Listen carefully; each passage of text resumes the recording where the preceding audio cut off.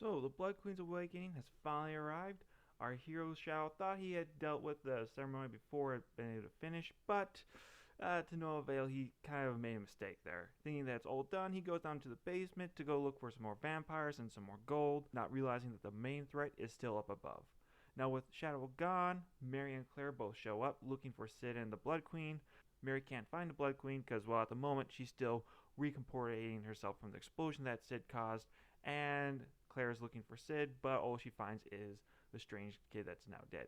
Now, she doesn't really mourn much for the kid. She's just like, who the heck are you again? She's like, oh, sorry, man. I'm sorry you're dead. Like, I'm not too surprised.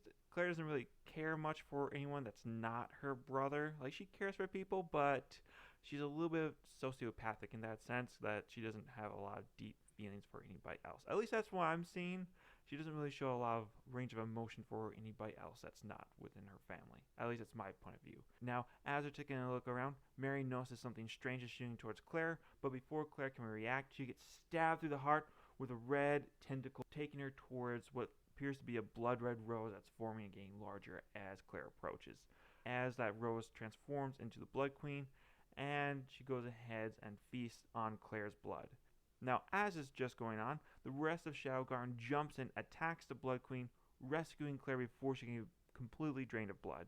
Now, they're trying to rescue her, trying to save her life, but it's going to be a very touch and go. She's lost a lot of blood, and she's very close to dying. As one of the members of Shadowgarn takes care of Claire, the other three rush in to try to take out the Queen.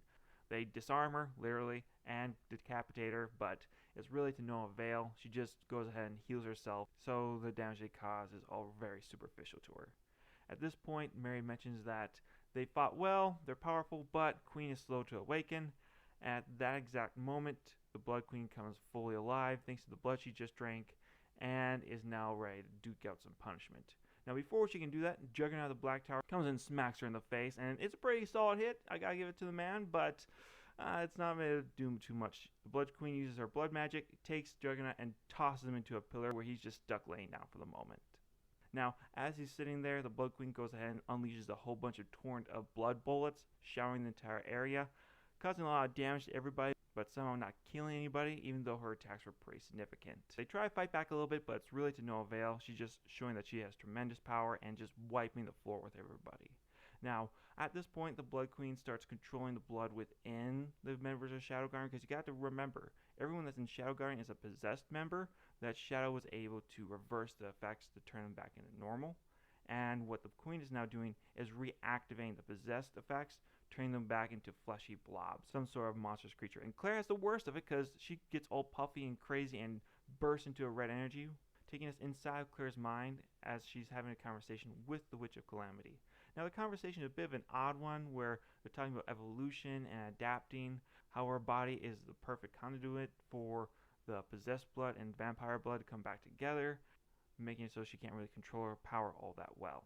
And she also throws a little tidbit in there that her possession has been cured long ago, so she doesn't have to worry about that. But before she gets into that too much more, there's a bell on the wall that chimes, warning them that they're running out of time, causing the Witch of Calamity to head for the door.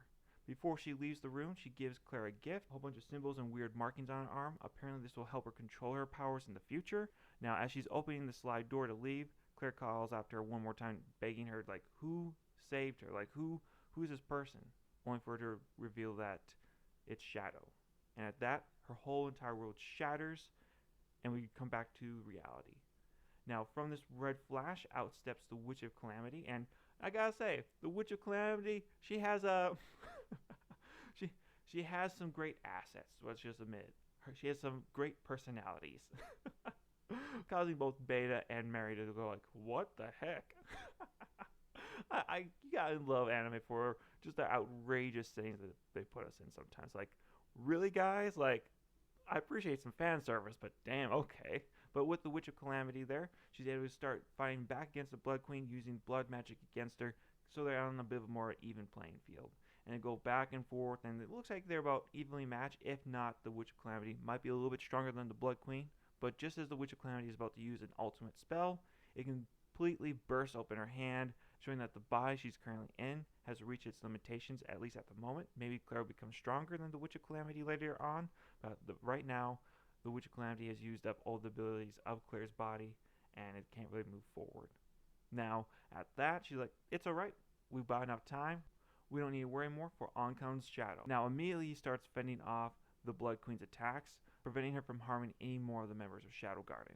Now, at the same time, he's outraged that she's going to be hurting his Shadow Guard members, and also that all his coins that he kept in his slime are now being destroyed. So, is it that he cares more about the coins being destroyed, or that he cares more about Shadow Guard members being hurt? It's kind of a toss up in the air, but either way, it's a good showing. And the last straw is when there's a coin that just shatters right in his eyes, and he goes full nuclear and goes straight for the Blood Queen. Now at this point, we get a shot of the bleachers where Juggernaut and UMA of the White Tower are both just watching back, and they're just commenting on how kind of outrageous the power levels of the Blood Queen and Shadow are. That they're able to have this all-out brawl. Like, what the heck is this? Is it just like anything goes? And they're like, yeah, pretty much. I love that commentary because it just shows like how ridiculous the situation is. Now, with that said, we go back to Shadow, and the Blood Queen and him are just flying across the air, exchanging blows back and forth. Again, we go back over to Juggernaut and UMA the White. We're like, what the heck? They can fly now? Like, okay, yeah, sure. Well, let everything go now. It's pretty great. I love it. Now, the fight does come to a quick end with Shadow using Recovery Atomic, which is quite different from anything else we've seen, where it sends out a whole array to the entire city, where people that were once ghouls are now turned back into normal humans. So I don't think that it's actually recovering like if you die and bring you back to life, because we don't see Crimson or anybody else that's died. I think the spell is just removing all the vampiric taint from people, sending everybody back to normal, because it looks like also the Blood Moon's effect is completely gone at this point. Now the episode wraps up from here quite quickly, where Shadow is mentioning that Claire's on her own new journey. Although frightening, he's sure that she can do it, and he'll be there every step of the way, like a good brother should be. So I like that. That was a touching scene, and it's a great way to end this 3-part vampire arc of the beginning of the season. Now overall, I really like the episode. I'll probably come back to this one more than the other two, just because it has that awesome fight scene in it and some great commentary from Juggernaut. I love the man. Good choice there. So overall, I'm probably going to go rank it maybe a 9.2, maybe a 9. It's somewhere in that range. There's probably a few areas that they could work on, maybe a little bit better dialogue, a few areas where I thought that they could have done a little bit better with the artistry. But overall, I liked it. It was a good time. I enjoyed the battle sequence, so I got really no major issues here. But I want to hear your guys' comments down below. Was there part of the episode that you thought was maybe a little bit too quick, maybe they didn't do a good job on, or was there something that they could develop more? Because really there wasn't all that much story in this one. It was mostly a combat episode, which I personally enjoy, but I'm just curious what you guys' thoughts are in the comments below. So leave a like and subscribe, and I'll see you on the next one. Yo, take care now. Bye.